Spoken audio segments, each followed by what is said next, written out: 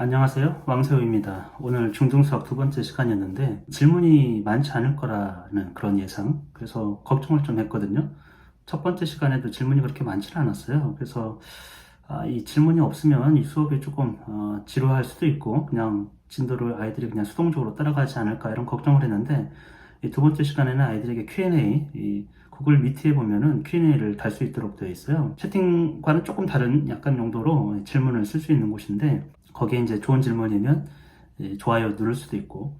근데 놀랍게도 엄청난 질문이 쏟아졌어요. 저는 이런 수업 처음인데, 사실은 어떤 방식으로 부담 없이 질문을 할 수 있게 하는 그런 환경이 중요하구나 이런 생각이 좀 들었어요. 예를 들면 뭐 인수에 대해 설명했더니 그 어떤 학생 금방 알아채더라고요. 그럼 인수가 곧 약수인가요? 인수와 약수가 같은가요? 뭐 이런 질문도 했었고요. 소인수 분해라는 것은 더 이상 어떤 수를 나눌 수 없는 데까지 수를 분해하는 거죠. 이렇게 스스로 자기가 이제 반문하는 거죠. 사실은 자기가 아는 거를 알고 있는지 이렇게 물어본 건데, 그런 것도 있었고, 제곱에 대해서 설명했더니 그거 아마 처음 들었던 학생인 것 같아요. 2의 100제곱은 엄청 클 것 같네요. 이거 어떻게 계산해요?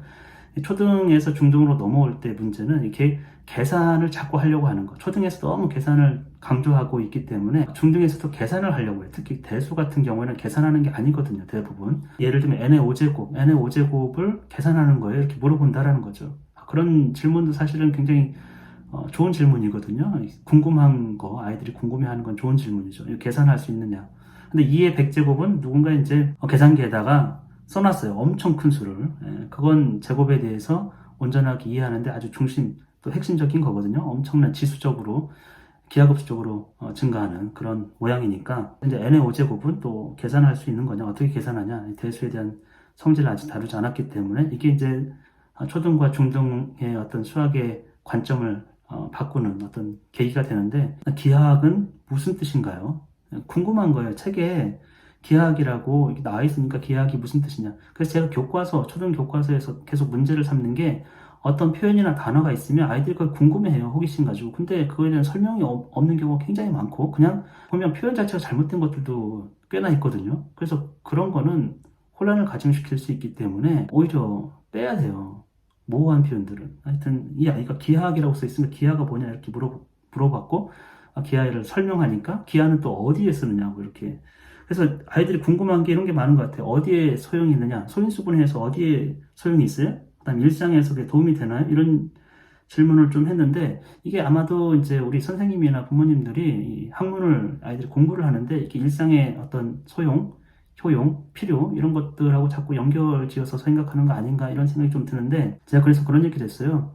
너가 배우는 그 모든 것이 어디에 소용이 있느냐? 역사를 배우면 그게 네 일상에 도움이 되는 거냐? 수학을 배워도 마찬가지. 사회를 배워서, 민주주의를 배워서 너한테 지금 어떤 소용이 있느냐? 어린 연령에서는 소용이 있을까요? 모르죠, 사실은. 수학도 마찬가지입니다. 높은 수준에서 이제 응용을 하거나 이제 기계공학을 하든지 그 과학의 영역으로 가든지 무엇을 하든지 수학을 활용하게 되잖아요. 그 활용하려면 높은 수준의 수학들이란 말이죠, 대부분. 근데 다 기초 개념을 알아야 그거를 응용하고 활용할 수 있거든요. 지금은 왜 하는지 모르는데 그게 기초가 쌓여 있어야 나중에 그걸 토대로 해서 활용할 수 있거든요. 지금 아이들에게 너가 배우는 게 어디에 소용이 있느냐, 그 필요와 소용, 효용성이죠. 그런 관점으로 학문을 바라보면 안 돼요. 오히려 아이들이 즐기고 호기심 가지고 깨닫고, 일단은 어렸을 때는 그런 거는 할 수 있지만 그 왜 필요한지, 어디에 필요한지 이런 것들은 아직 경험 넘어 있는 거예요. 예를 들면 민주주의 배워서 뭐예요? 일상에서 그런 게 없는데. 지방자치 배워서 뭐예요? 세포 배워서 뭐예요? 사실은 그거 어디 관찰도 안 하고 어디에 쓸모가 있어요? 일상생활에서. 어떤 교육에 대해서 이게 어디에 쓸모가 있느냐 이런 얘기를 자꾸 하게 되면 학교 다닐 필요가 없어요. 오늘은 어디까지 하냐, 무엇을 하냐 이런 질문들도 좀 있었고요. 어렵다 이런 질문도 있었고. 그러니까 또 많은 것들은 자기가 아는 내용을 확인하려고 하는, 이건 이렇게 되는 거죠, 이런 질문. 아이들의 특성이거든요. 인정받고 확인 받고, 약간 자연스럽죠. 이런 것들은 아마 학교 환경에서는 안 했을 거예요. 예를 들면 2의 5제곱은 이거죠? 이런 2의 5제곱은 32죠? 이런 질문 안 하죠. 질문 해놓고서 2의 5제곱은 32가 맞나? 이렇게 하면은 선생님한테 혼날 수도 있잖아요. 근데 여기는 Q&A라고 해서 쓸 수 있으니까 자기가 자유롭게 쓰더라고요. 이제 저는 가르치는 입장에서는 아이를 격려할 수가 있다. 잘 알았다. 어떻게 알았니? 이런 식으로. 그러면 그게 학습 효과가 더 있는 것이죠. 그래서 이 온라인 수업이 지금 제가 볼 때는 굉장히 좋은 것 같아요. 그리고 이 Q&A도 다 저한테 이메일로 와요. 그래서 제가 어떤 걸 답해줬고 안 해줬던 것도 미처 답을 안 해줬던 것도 확인할 수 있더라고요. 그래서 다음 시간에 제가 아이들이 궁금해하는 건데 답을 제대로 안 해준 거 그런 것들을 모아가지고 다시 답을 해주려고 그래요.